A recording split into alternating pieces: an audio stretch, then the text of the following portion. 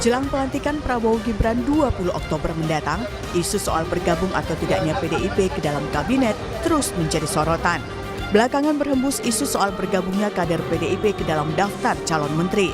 Nama yang disebut-sebut mulai dari Oli Dondo Kambe, Aswar Anas, hingga Budi Gunawan. Menanggapi itu, Ketua DPP PDIP Puan Maharani meminta publik menunggu.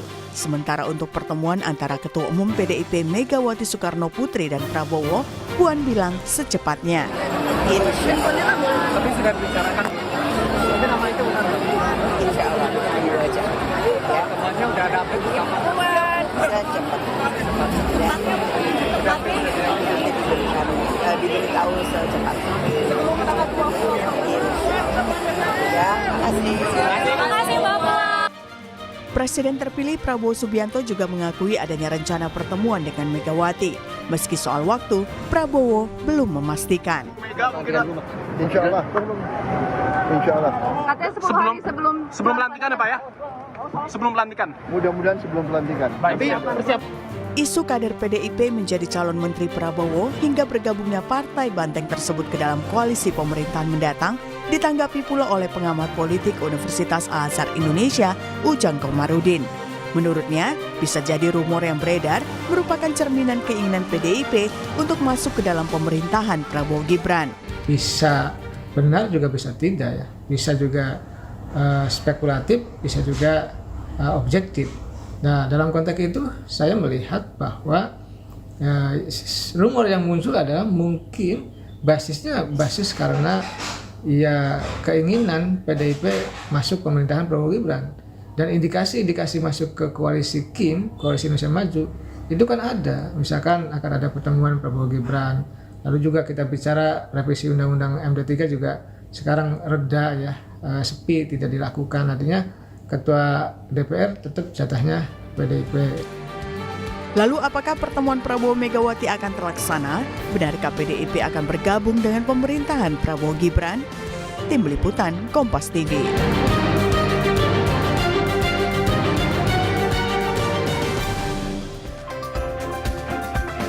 Saudara, jelang pelantikan Prabowo Gibran 20 Oktober mendatang, isu soal bergabungnya atau tidaknya PDI Perjuangan ke dalam kabinet terus menjadi sorotan. Dan belakangan, saudara, berhembus pula isu soal nama kader PDI Perjuangan, ada Aswar Anas dan juga bahkan Budi Gunawan masuk ke dalam daftar calon menteri Kabinet Prabowo Gibran. Benarkah ini jadi indikasi segera ada pertemuan Prabowo Mega yang mungkin saja bisa diartikan bergabungnya PDI Perjuangan ke pemerintahan Prabowo Gibran? Kita bahas di pagi hari ini soal ini bersama dengan sejumlah narasumber. Ada Wakil Ketua Umum Partai Golkar, Pak Nurdin Halid yang nanti akan bergabung. Kemudian juga ada melalui sambungan daring, ada politisi PDI Perjuangan, Mas Aryo Seno Bagaskoro. Selamat pagi Mas Seno, apa kabar? Selamat pagi Mbak Disti. Kemudian juga ada pengamat politik dari Universitas Al-Azhar Indonesia, Kang Ujang Komarudin yang sudah hadir ke studio. Selamat pagi, Assalamualaikum Kang Ujang. Selamat pagi, Waalaikumsalam Mbak Disti, Mas Eno.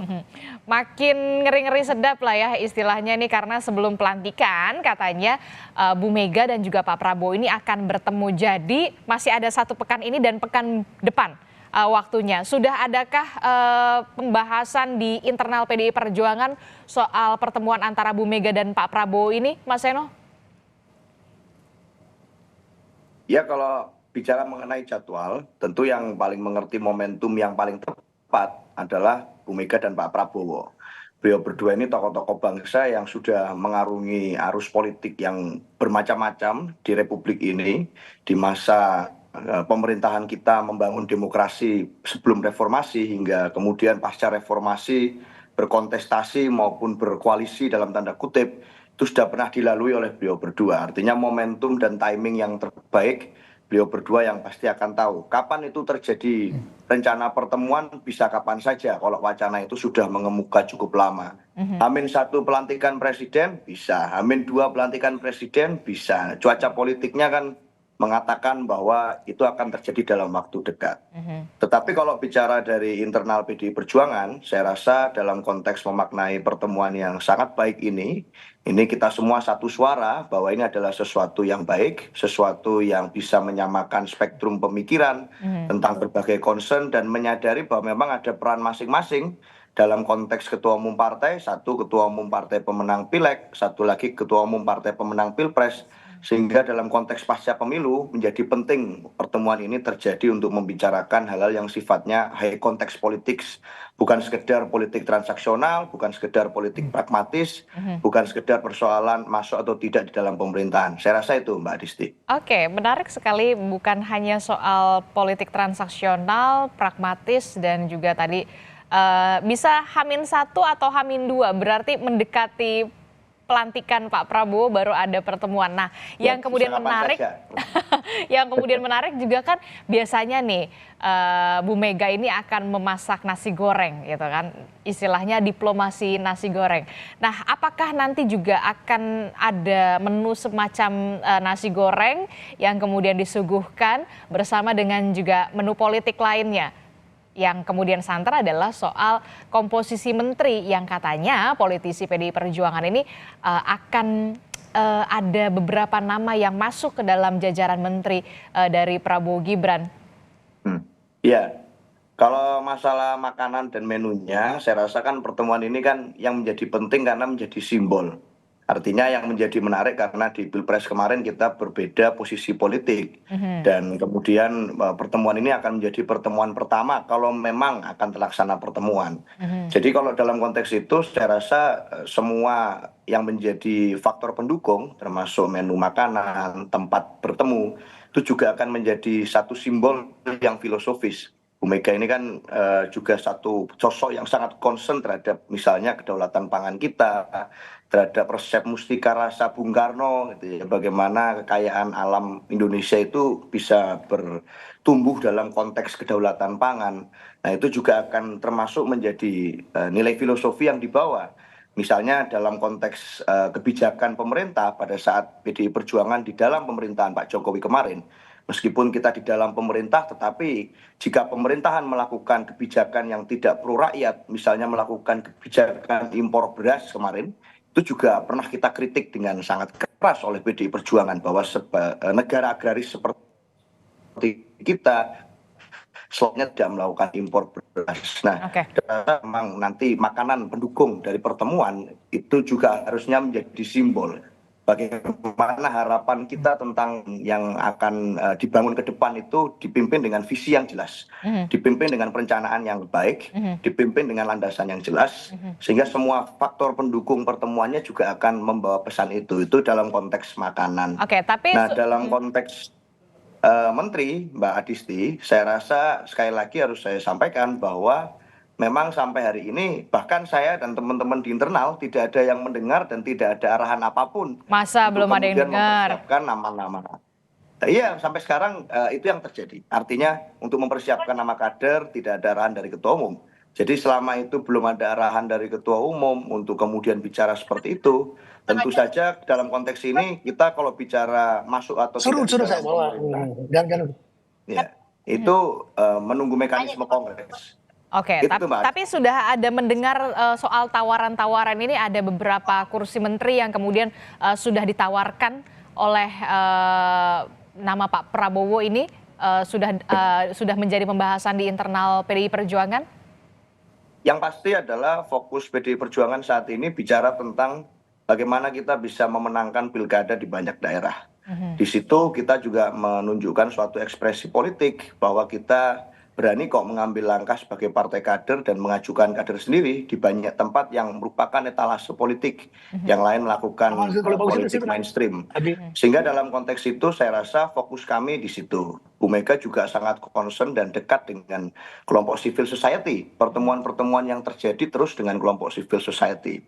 Kemarin beberapa hari yang lalu bertemu dan mengikuti konser Mas Butet Kertarajasa. Kemarin juga baru dari Malang melayat Romo Beni Susetyo. Sehingga dalam konteks itu menjalin hubungan dengan civil society menjadi concern yang intim yang kami lakukan akhir-akhir ini. Maka persiapan terkait dengan yang lain-lain saya rasa tetap PDI Perjuangan adalah partai kolektif dan harus mengikuti mekanisme aturan kita. Aturannya di mana masuk atau enggak di dalam pemerintahan. Saya rasa nanti selain bicara ketua umum juga harus ada mekanisme kongres. Itu Mbak Disti. Oke, kita akan tunggu nanti hasil pengumuman kongresnya akan seperti apa. Tapi Mas Seno, kita juga sudah kedatangan Wakil Ketua Umum Partai Golkar, Pak Nurdin Halid melalui sambungan daring. Selamat pagi, Assalamualaikum Pak Nurdin Halid. Selamat pagi.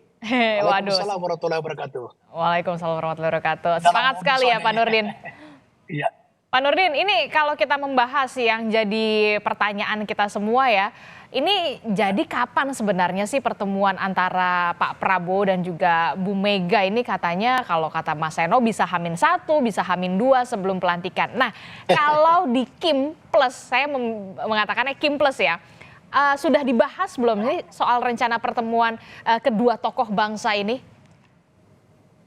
Jadi kalau ditanya kapan, tentu yang paling tahu adalah Pak Prabowo dan Ibu Mega.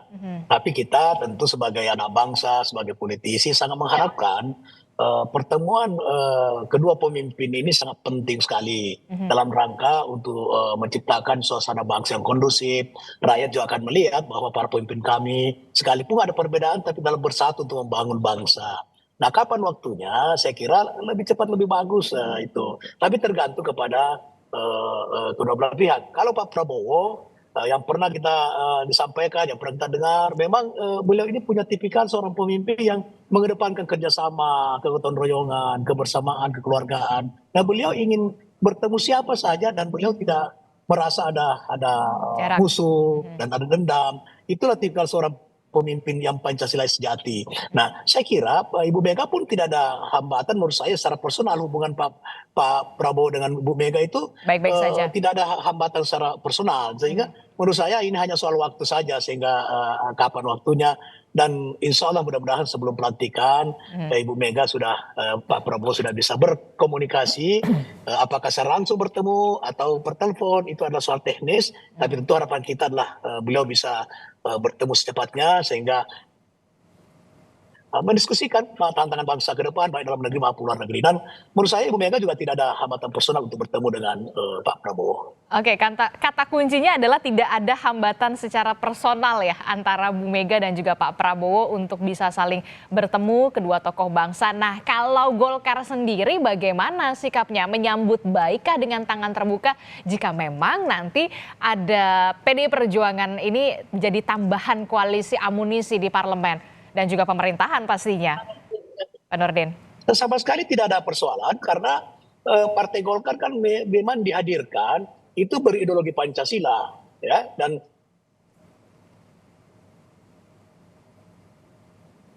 Oke, sayang sekali kita terputus dengan Pak Nurdin Halid sambungan audionya, tapi nanti kita akan coba perbaiki kembali sinyal karena mungkin masih dalam perjalanan. Bukan voting, bukan oposisi. Dalam kerangka itu, Golkar sangat konsisten menjalankan misinya, menjalankan ideologinya. Oleh karena itu, tentu Golkar sangat menyambut baik dalam rangka kita menerapkan demokrasi dengan nilai-nilai kebangsaan, dengan nilai-nilai Pancasila. Nah, oleh karena itu, Golkar sangat mendukung, mensupport, mengharapkan pertemuan tidak hanya dengan Ibu Mega, siapapun tokoh bangsa yang dianggap bisa duduk bersama-sama membangun negeri ini. Bagi Golkar itu adalah sesuatu yang sangat positif dan menyambut baik gitu. Oke, Golkar menyambut baik dengan tangan terbuka jika nanti memang PDI Perjuangan akan masuk ke dalam pemerintahan dan juga berada di parlemen untuk bisa saling menguatkan dan juga memuluskan begitu ya jalannya pemerintahan Prabowo Gibran 5 tahun ke depan, Bung Nurdin dan juga Mas Seno. Saya ke Kang Ujang. Kang Ujang, kalau melihat sinyal-sinyal ini sudah semakin menguat ya, tampaknya PDI Perjuangan ini akan segera bergabung bersama dengan pemerintahan Prabowo Gibran. Apakah Anda sependapat? Ada 3 sinyal yang sebenarnya cukup kuat. Yang pertama, ada pembahasan-pembahasan anggaran di DPR itu ya semuanya didorong juga oleh PDIP. Dan itu diakui oleh Partai Gerindra. Yang kedua, pelantikan Ibu Puan sebagai Ketua DPR itu sangat clear, sangat jelas. Bahwa itulah sebenarnya salah satu pintu masuk gitu. Bahwa PDIP ya kemungkinan besar masuk kabinet Prabowo Gibran. Saya mengatakan kita masuk koalisi Indonesia Maju atau tambah plus gitu, atau plus kalau ada PDIP. Nah, yang ketiga kita melihat bahwa bagaimana misalkan ketika Pak Ahmad Muzani ingin didorong menjadi ketua MPR itu PDIP yang memang mendorong yang sangat awal gitu untuk memastikan bahkan yang mempublish pertama juga dari PDIP, Pak Ahmad Basara. Jadi di balik layar sebenarnya saling mendukung ya? Ya saling mendukung, bahkan pernyataan Pak Oli hari ini saya baca di media gitu bahwa PDIP clear masuk pemerintahan Prabowo Gibran. Ada, ini saya cek di beberapa media. Oleh karena itu saya meyakini gitu dari pernyataannya Mas Seno, Bang Nurdin Halid itu tadi bahwa pertemuan Prabowo dengan Ibu Megawati katakanlah ya tadi sebelum pelantikan itu mengindikasikan bahwa PDIP akan masuk koalisi Prabowo Gibran. Dan Mbak Adisti saya ingat ketika dulu saya menganalisa juga di sini bagaimana PDIP akan mengajukan hak angket tentang kecurangan pemilu kan. Saya katakan berkali-kali di sini pula di depan Mbak Adisti. Saya bilang tidak mungkin, tidak akan, betul kan. Nah sekarang juga sama, saya punya analisa dong, boleh dong. Ini kemungkinan besar saya bilang. Bahkan kalau saya katakan ini 90% kemungkinan besar akan masuk koalisi Prabowo. Saya mengatakan seperti itu. Di tahun ini? Dan indikasinya sangat kuat, sangat besar. Ya kemungkinan besar di Oktober begitu. Oke, di Oktober ini. Ya, minggu lalu saya mengatakan kemungkinan besar masuknya adalah di awal ataupun di pertengahan jalan. Tetapi begitu kuatnya, begitu santernya indikasi hari ini, bahkan Pak Oli pun mengatakan bahwa hubungan antara PDIP dengan koalisi Prabowo Gibran itu menguat gitu, karena memang pasca pelantikan Mbak Puan. Nah di sini saya melihat bahwa ya sebenarnya sudah clear, sudah sangat jelas ini, hanya menunggu waktu saja. Pertama momentum yang pas soal pertemuan antara Ibu Megawati dengan Pak Prabowo, ya nanti juga dengan sendirinya berjalan bahwa ya akan ada kader-kader PDIP yang masuk kabinet Prabowo Gibran. Saya meyakini itu. Gitu. Ada berapa nama ya? Kalau di kita sih ada 3 nama ya katanya ya. Yang beredar 3 nama, tetapi kan tergantung dari deal-deal kesepakatan antara Ibu Mega dengan Pak Prabowo. Apakah misalkan nanti minta Kejaksaan Agung, apakah minta BIN tambahannya, kita tidak tahu. Karena bagaimanapun dalam konteks power sharing apapun bisa dilakukan. Tadi prinsipnya mereka bekerja sama untuk membangun Indonesia ke depan begitu. Oke, saya ke Mas Seno. Mas Seno gimana nih kalau dari analisanya Kang Ujang, 90% nih PDI Perjuangan akan bergabung segera di tahun ini, bahkan di Oktober kalau katanya Kang Ujang, untuk bisa bergabung bersama dengan pemerintahan. Ada juga sejumlah nama yang juga nantinya dirasa akan menempati posisi-posisi menteri di pemerintahan Prabowo Gibran. Ya ada 90% dari Kang Ujang, ada 10% juga dari Kang Ujang. Artinya apapun masih, selama belum ada keputusan apapun, dan hari ini realitasnya juga ini masih berjalan.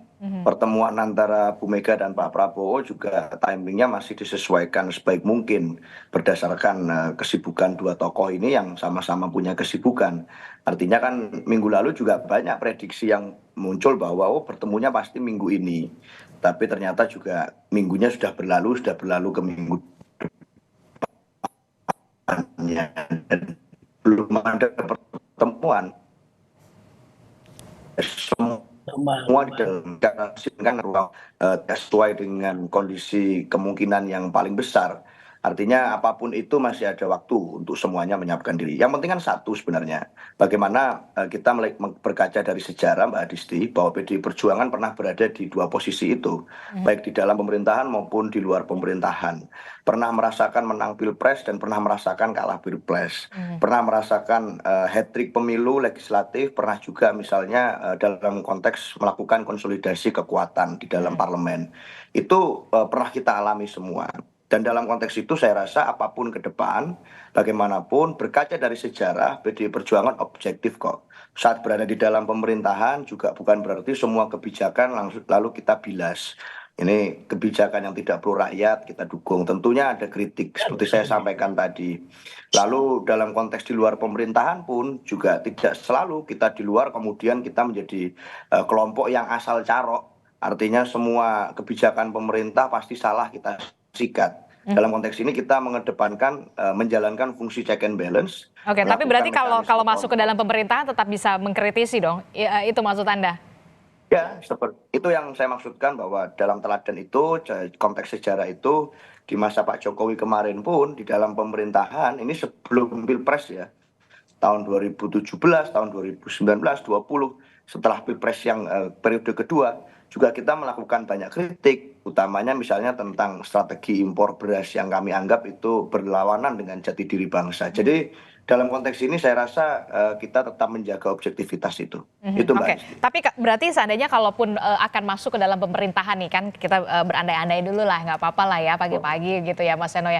Berarti akan tetap bisa mengkritisi jika memang ada kebijakan yang bisa dirasakan kok kayaknya tidak pro rakyat begitu ya, kalau seandainya nanti masuk ke pemerintahan Prabowo Gibran. Mas Seno? Waduh. Kami seperti itu Mbak.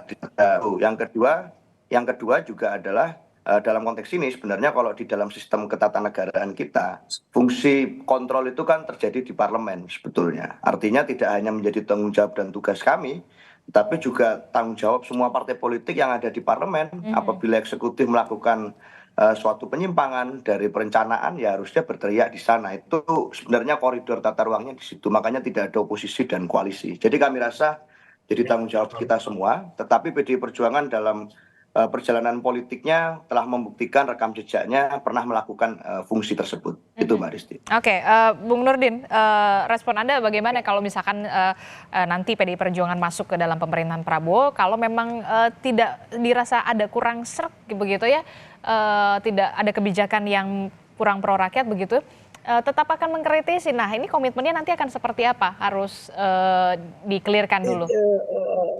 Itu betul sekali. Jadi tidak hanya PDIP, seluruh partai, khususnya Golkar, tetap akan melancarkan kritik konstruktif, bukan destruktif ya, sepanjang itu adalah berguna untuk bangsa, bermanfaat untuk rakyat.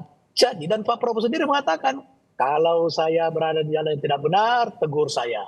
Itu dan begini, DPR itu adalah ada 3 fungsi utamanya, legislasi, pengawasan, dan budgeting. Nah, ketika 3 fungsi dilaksanakan dengan baik, maka di sana pasti ada yang bersifat kritik, bersifat support, mendukung. Jadi kebijakan yang pro rakyat pasti didukung, tapi kebijakan tidak pro rakyat pasti kita melakukan koreksi, kita melakukan kritikan untuk perbaikan. Oleh karena itu negara ini sekonstitusi tidak mengenai istilah oposisi. Karena kalau oposisi itu apa saja kebijakan pemerintah dia libas, dia hantam musuh. Yang penting tidak setuju apa kebijakan pemerintah. Tapi kita tidak mengenal namanya oposisi. Nah, tidak hanya PDIP andaikan berada di luar maupun berada di dalam sama dengan Partai Golkar itu. Tetap kita melancarkan, menyampaikan kritik yang membangun, kritik yang untuk kepentingan bangsa dan negara. Dan siapapun memimpin, khususnya Pak Prabowo, pasti menerima kritik yang bersifat membangun, yang bersifat pro rakyat, untuk kepentingan bangsa dan negara. Oke, jadi tidak ada anti kritik ya?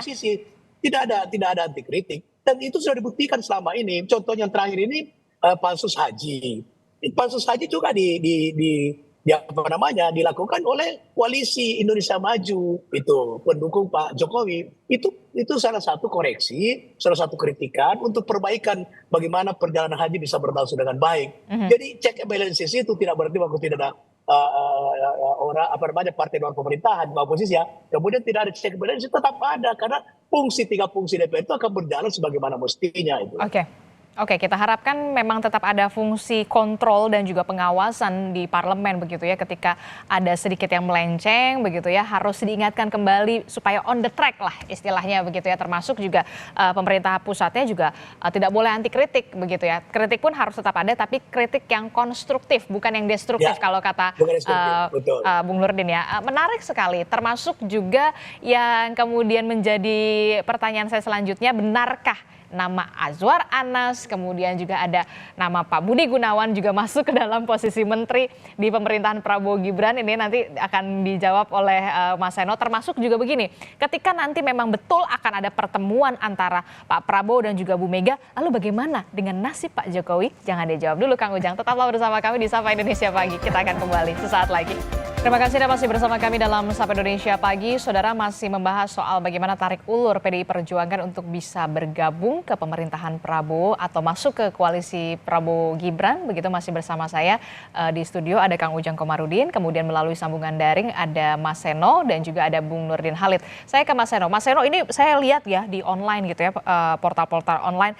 Oli Dondo Kambe ungkap kerjasama PDI Perjuangan dengan koalisi Prabowo ini sejak Puan jadi ketua DPR lagi. Bahkan Pak Oli Dondo Kambe juga mengatakan Bu Mega ini udah ngomong kami dukung pemerintahan Prabowo. Nah, ada nama Oli Dondo Kambe Azwar Anas dan juga Budi Gunawan yang santer sekali disebut akan masuk ke dalam jajaran Menteri Prabowo Gibran. Ya, ya Mbak Adisti, dalam konteks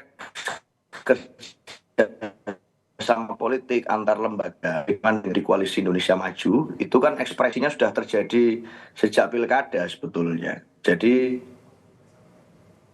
dalam konteks itu pun hubungan antar partai, apalagi hubungan antar ini kepada teman-teman di Koalisi Indonesia Maju itu bukan suatu hal yang begitu baru gitu ya. Artinya sudah terjalin.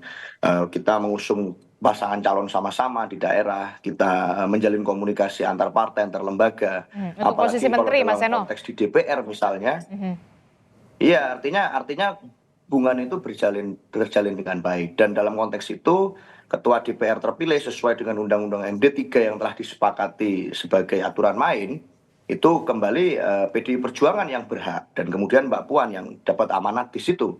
Artinya apa? Dalam konteks itu sebagai Ketua DPR beliau juga harus membangun hubungan yang baik dengan semua fraksi dan terbukti selama ini solid, makanya 2 periode bisa menjadi Ketua DPR. Nah, artinya dukungan dalam pemerintahan baru itu terjadi pada saat legislatifnya juga mendapatkan satu tempat yang terhormat, legislatifnya dapat menjalankan fungsi kontrol yang baik. Dan dalam konteks itu saya rasa boleh-boleh saja hari ini banyak kemudian aspirasi, banyak spekulasi terkait dengan nama-nama yang akan bergabung dengan kabinet. Yang penting kan kabinet besok harus profesional, itu saja. Kerja untuk rakyat baik, bagaimana dapat menjalankan tugas dengan efektif, dapat melaksanakan tugas dengan misalnya tantangan baru, itu dapat dilaksanakan dengan baik. Saya rasa ukuran utama dari yang kemudian diharapkan oleh rakyat adalah itu. Mentah nanti jumlah menterinya tetap 34, apakah bertambah menjadi 44, apakah jadi berapapun, yang penting adalah kerjanya efektif untuk masyarakat, bukan hanya soal jumlah itu saja. Jadi nanti kita mengikuti, pemerintahnya belum dilantik juga, belum ada transisi ke pemerintahan baru, tetapi komunikasi antar partai, antar personal apalagi, itu memang kami jalin dengan baik dengan semua partai. Tapi untuk ketiga nama tersebut, kader PDI Perjuangan mumpuni dong masuk ke dalam kategori profesional dong, ketiga nama tersebut. Ya saya rasa Pak Holi kan juga Gubernur Sulawesi Utara yang dalam periode sebelumnya. Kemudian Pak Azwar Anas juga pernah memimpin daerah, pernah juga menjadi menteri. Lalu Pak BG juga lama ada di dalam pemerintahan. Jadi saya rasa kalau bicara kemampuan mumpuni, sangat mumpuni. Soalnya kan memang apakah nanti PDI Perjuangan akan bergabung atau tidak. Dalam soal ini kan kita memang berbeda. Dalam konteks ini Bu Mega punya sebagai politisi yang sudah memakan asam garam politik, saya rasa punya satu langkah politik kontemplatif yang lebih dalam untuk bertemu Pak Prabowo saja bersama Masuk dengan juga soal Pak Prabowo, hitung-hitungan politiknya akan seperti apa ya, Mas Seno? Ya, menentukan momentum dan timing gitu. Bu Mega menentukan timingnya sangat presisi, sangat akurat. Ini butuh waktu yang orang menunggu-nunggu sekali loh kapan. Apalagi untuk keputusan yang sangat strategis seperti bergabung di dalam pemerintahan atau tidak. Saya rasa kontemplasinya jauh lebih dalam.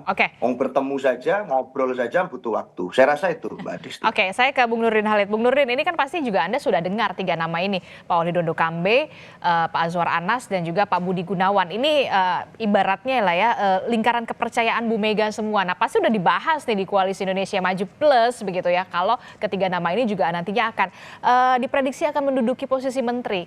Dari Golkar sendiri? Ya, tiga nama itu saya kenal baik ya. Tiga-tiganya saya kenal baik. Dan kalau memang itu diusulkan oleh PDIP dan Pak Prabowo menerima, saya kira ini memang sangat profesional ya di bidangnya. Tidak ada diterima oleh Pak Prabowo. Semua tergantung Pak Presiden terpilih karena itu hak prerogatif beliau.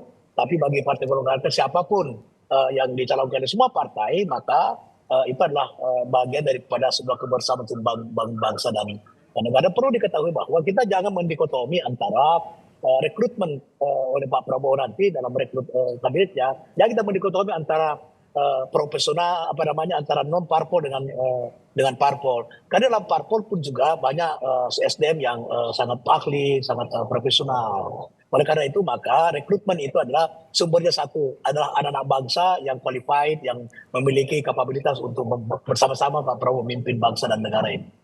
Oke, bisa dikatakan ketiga nama ini memang berada di lingkaran kepercayaan dari Bu Mega. Tapi yang kemudian menjadi pertanyaan saya begitu ya, Kang Ujang, masih bisakah kemudian PDI Perjuangan ini bisa bersikap kritis ketika berada di pemerintahan Prabowo Gibran nantinya kalau, saya tadi underline lagi, kalau memang bergabung di pemerintahan Prabowo Gibran dan mendapatkan 3 kursi menteri?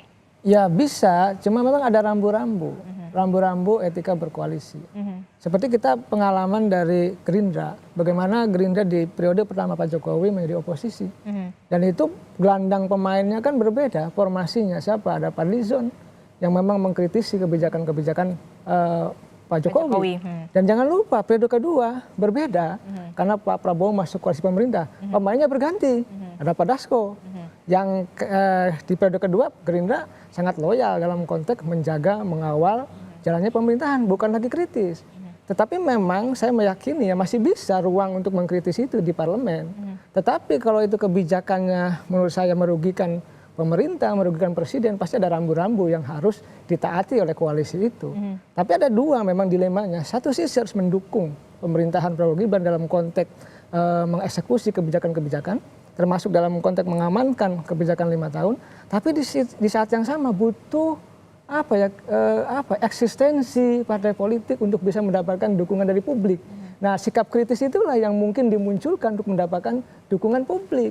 Karena tapi saya meyakini begini, ada fenomena yang menarik ketika misalkan Partai Golkar ada di koalisi pemerintahan, tapi suaranya juga naik kok, bagus kok. PDIP juga sama, ada di pemerintahan juga menjadi partai pemenang kok. Artinya sesungguhnya kalau kita bicara di luar maupun di dalam, mereka lebih happy di dalam, untung. Ya, sudah. Jadi lebih banyak untungnya begitu ya? Iya, dapat jabatan, dapat kekuasaan, dapat kursi menteri dan lain-lain, lalu juga menang di pemilunya. Ini menandakan ya bahwa sejatinya mereka ya tadi lah, buat apa juga oposisi kalau seperti Demokrat juga nggak menang, PKS juga nggak menang. Dan saya meyakini ya ini happy nih semua elit happy, karena disitulah logika masyarakat. Ya kalau dalam konteks politik ya itu mungkin juga ya akan kalau elitnya happy, tapi rakyatnya juga tetap harus happy dong. Everybody happy. Ada pengalaman yang berbeda di masa pemerintahan Pak SBY, di mana PKS ketika itu sangat kritis, sangat keras menjelang pemilu, mengkritisi habis-habisan Pak SBY. Tahu-tahu ya, mohon maaf tanda petik, Presiden PKS-nya juga masuk penjara. Ini kan menjadi persoalan. Oleh karena itu, saya meyakini PDIP, partai berpengalaman, Golkar, partai berpengalaman, akan membangun positioning yang tepat, di mana harus mengawal kebijakan pemerintah, di mana harus kritis. Saya meyakini itu. Tapi kalau bicara kritis, harusnya bisa. Sebagai lembaga yang ada di parlemen, keperwakilan partai di parlemen, mereka memang harus bersuara untuk kepentingan publik begitu. Walaupun memang harus berbenturan, ada rambu-rambu dengan Prabowo Gibran nanti. Kalau tadi Anda sudah mengatakan everybody harus happy. Everybody happy gitu ya. Nah, bagaimana dengan Pak Jokowi? Happy juga nggak nanti kalau misalkan Pak Prabowo dan juga Bu Mega ini sudah benar-benar bertemu, nasibnya gimana nih Pak Jokowi ini? Ya, ini kan happy juga nggak? Ada ngeri-ngeri sedap, Mbak Adisti. Kenapa tuh? Bagi saya agak nggak happy ya. Ini kan sudah dinyatakan. Nggak happy? Kenapa nggak happy? Ya, begini, ketika misalkan Prabowo ingin mengakomodir PDIP, itu ada pernyataan di belakang layar ya, kalau bisa pertimbangkan PDIP jangan masuk dulu gitu. Nama-namanya juga bahkan disebutkan nih, Pak BG jangan, Pak Azhar Anas oke lah gitu kan. Itu ada di belakang layar yang saya dapatkan bocoran-bocoran itu. Tetapi apapun itu dalam konteks koalisi ya tergantung Ibu Mega dengan Pak Prabowo ya, apakah skemanya juga tidak akan mengikuti ritme Pak Jokowi. Saya meyakini ke depan yang agak ngeri-ngeri sedap ya positioning dari Pak Jokowi begitu. Nasibnya Pak Jokowi gimana? Kalau nggak happy banget, kenapa gitu nggak happy banget? Nah, pertama tidak pegang partai politik, bukan sebagai pengendali partai, walaupun anaknya wakil presiden akan dilantik, tapi sekarang juga dikasuskan, ada kasus Pupu Fafa, kasus dan lain-lain mungkin akan muncul. Oleh karena itu saya meyakini yang dalam konteks ke depan yang paling tidak happy menurut hemat saya adalah Pak Jokowi. Kecuali Pak Prabowo menjamin gitu ya, Pak Jokowi dalam konteks ke depan. Tapi saya meyakini nanti Tapi kan katanya dapat posisi di partai politik. Di mana?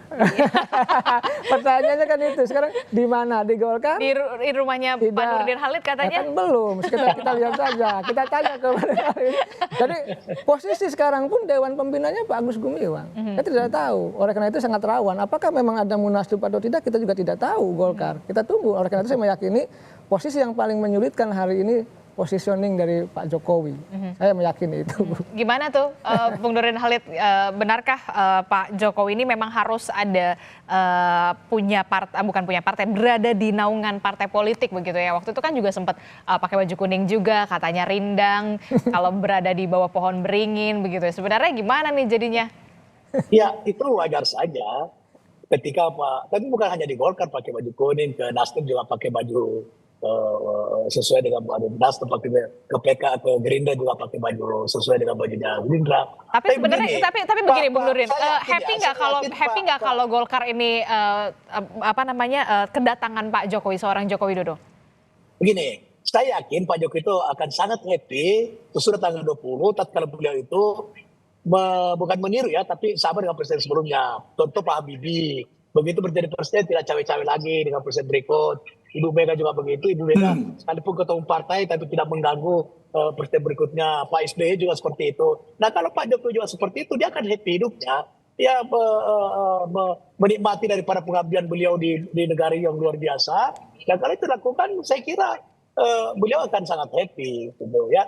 Nah kemudian mengenai Golkar, memang Pak Jokowi itu sangat nyaman berada di bawah dukungan Partai Golkar selama 10 tahun, tapi tidak berarti bahwa beliau harus menjadi kader Golkar. Karena setahu saya sampai saat ini belum masih kader PDIP, setahu saya nggak tahu kalau sudah diberhentikan. Oleh karena itu Golkar dengan Pak Jokowi secara pribadi itu sangat dekat, tapi tidak harus menjadi kader Partai Golkar. Gitu.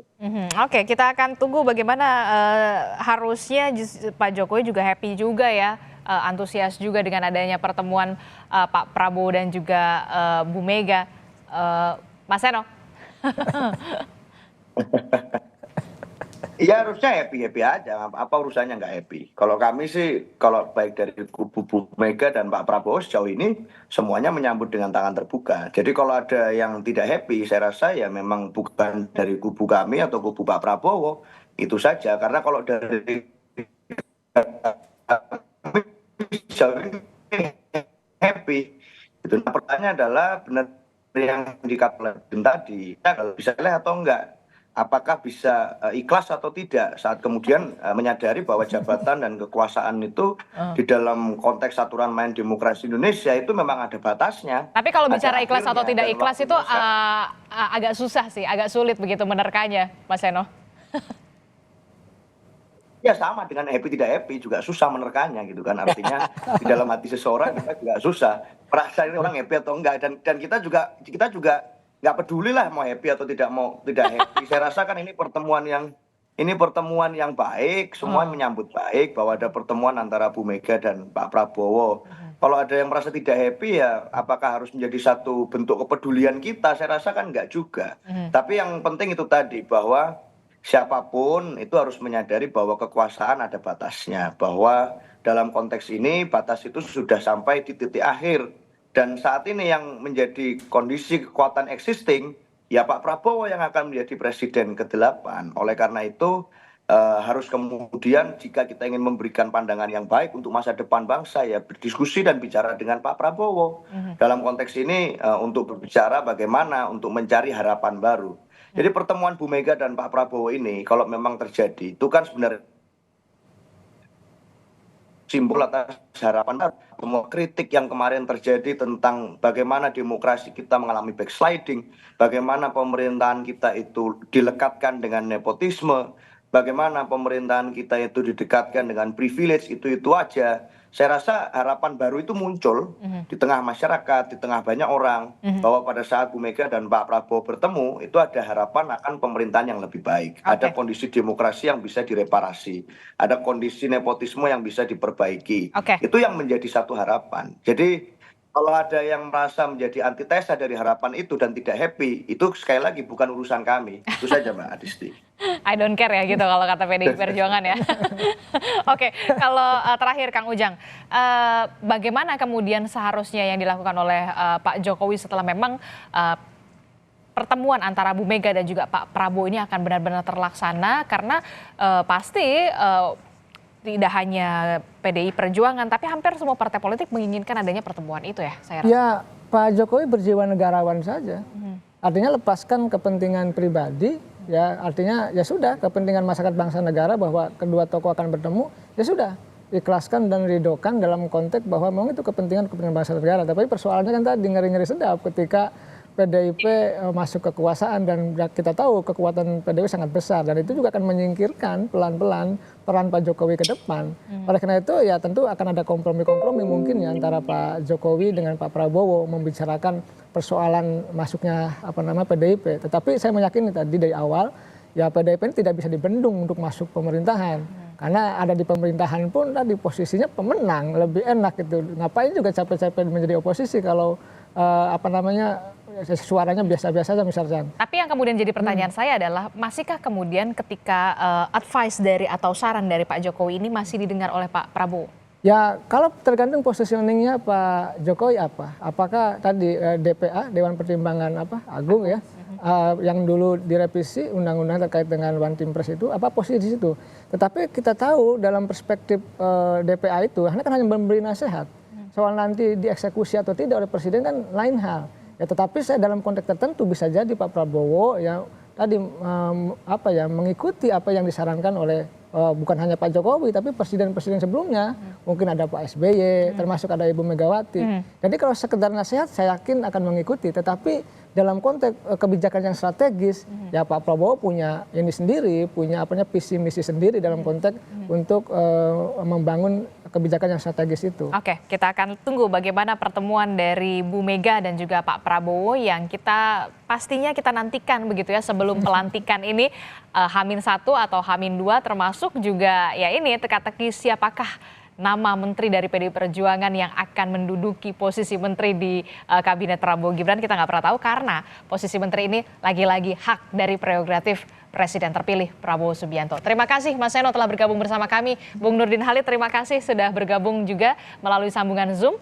Sementara ada Kang Ujang, terima kasih sudah hadir ke studio. Selamat pagi Bapak-Bapak, sehat selalu. Assalamualaikum. Terima kasih. Selamat pagi. Waalaikumsalam ya Bang Seno, Bang Nurdin.